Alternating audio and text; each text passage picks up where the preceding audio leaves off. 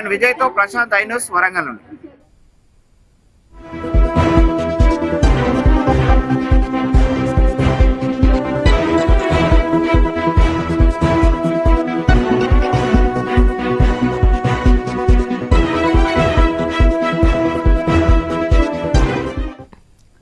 Breaking చూస్తున్నాం. తెలంగాణలో గ్రామ పంచాయతీ ఎన్నికల వేళ కాంగ్రెస్ బీఆర్ఎస్ శ్రేణులు బాహాబాహికి దిగాయి.